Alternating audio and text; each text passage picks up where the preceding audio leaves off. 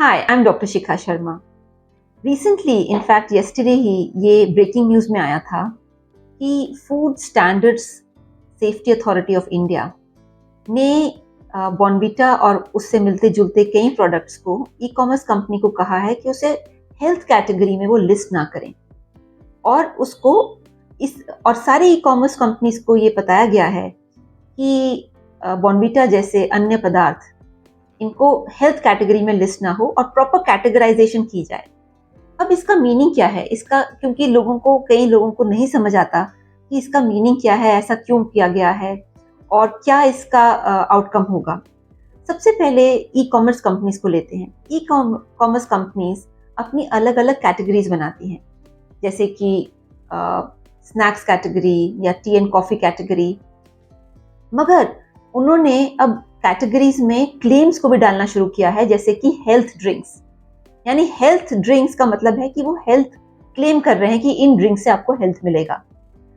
अब हम समझते हैं कि हेल्थ किन चीज़ों से मिल सकता है और किन चीज़ों से नहीं मिल सकता।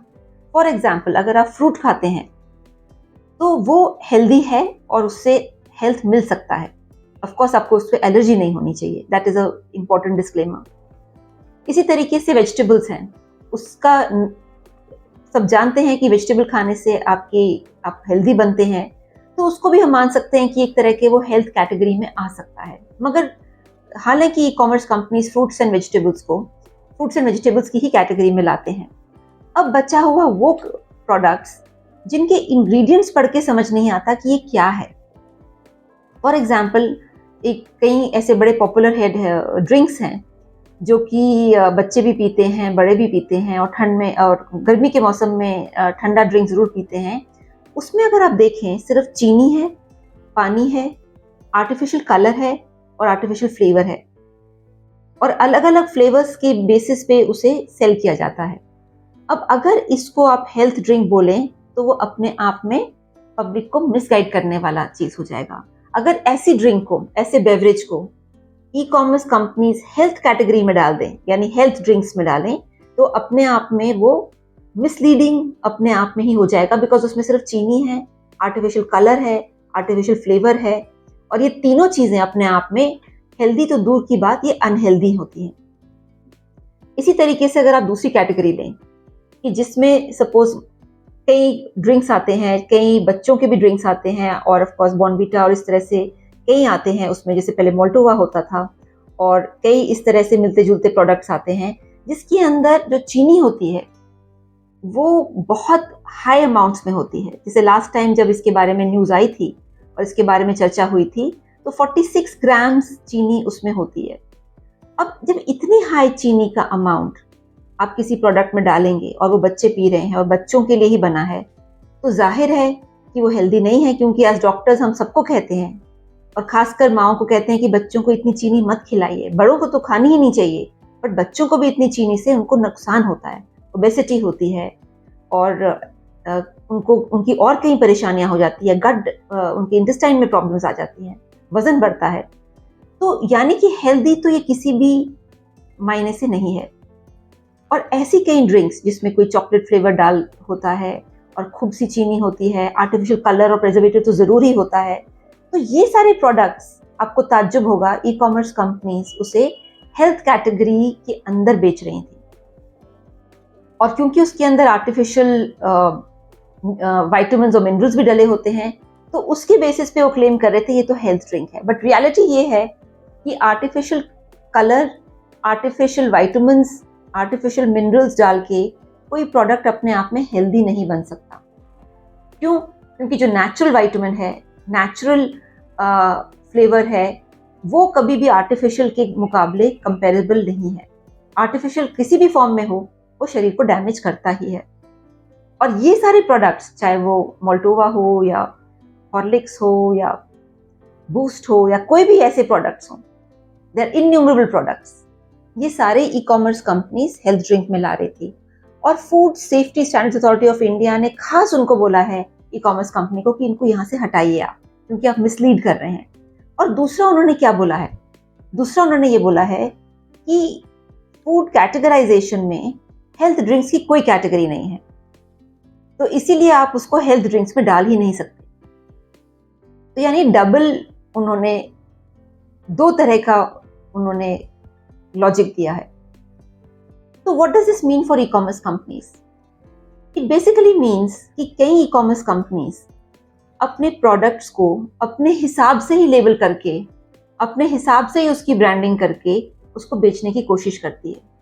और आजकल क्योंकि लोग इतने हेल्थ कॉन्शियस हो गए हैं, तो वो बिना उसके लेबल को पढ़े, क्योंकि वो कैटेगरी हेल्थ की है, तो उनको लगता है, इतना ट्रस्ट होता है ई कॉमर्स कंपनीज पे कि वो फिर वहाँ से खरीद लेती हैं। क्योंकि देखिए 95% लोगों के पास ना इतना समय है, ना इतनी जानकारी है कि वो हर एक इंग्रेडिएंट को ध्यान से पलट के पढ़ें। तो एक कस्टमर, एक कंज्यूमर ट्रस्ट करता है ई कॉमर्स कंपनी को, और वो प्रोडक्ट के निर्माता यानी मैन्युफैक्चरर को, उसकी मार्केटिंग कंपनी को। ये तीन लोग हैं जो कोई हेल्थ क्लेम उसमें डालते हैं, यानी मैन्युफैक्चरर डालता है, या मार्केटिंग कंपनी डालती है, या फिर जहाँ पे वो बिकता है यानी ई कॉमर्स कंपनी डालती है। अब ये तीनों जब मिल जाते हैं और एक अनहेल्दी प्रोडक्ट को हेल्दी घोषित करके उसको बेचने की कोशिश करते हैं, तब प्रॉब्लम आती है। और तभी शायद FSSAI को अंदर इंटरवीन करना पड़ा और ये गाइडलाइन जारी करनी पड़ी कि ये गलत है, ये आप नहीं कर सकते। What does it mean for a common consumer? Common consumer के लिए सबसे पहले ये बहुत ही क्लियर है कि आप सिर्फ किसी भी ई कॉमर्स कंपनी की कैटेगरी के ऊपर ब्लाइंडली मत जाइए। You have to read the ingredients yourself. You have to understand कि इसके अंदर क्या प्रोडक्ट गया है, इसके अंदर क्या इंग्रेडिएंट गया है, और अगर उसमें प्रिजर्वेटिव्स और केमिकल्स हैं, आर्टिफिशियल कलर है, आर्टिफिशियल प्रिजर्वेटिव है और खूब सी चीनी है, या उसके अंदर जो ट्रांस फैट्स हैं, तो वो आपके बच्चे के लिए भी सही नहीं है, आपके लिए भी सही नहीं है। So you can have it very occasionally, जैसे लोग समोसे ओकेजनली खाते हैं, मिठाई ओकेजनली खाते हैं, but not as a regular basis, because regular basis पे फिर वो आपकी गट हेल्थ को हार्म करेगा।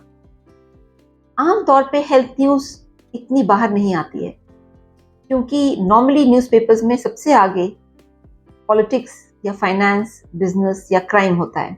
और इसीलिए शायद, क्योंकि अ ले person does not read health news, उसका फायदा उठाती हैं इंडस्ट्रीज।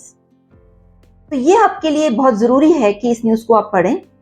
ये हर मेजर न्यूज़पेपर में आया है, खासकर अगर आप मिंट देखेंगे उसमें तो बहुत क्लियरली उसमें बताया गया है कि क्या हो रहा है।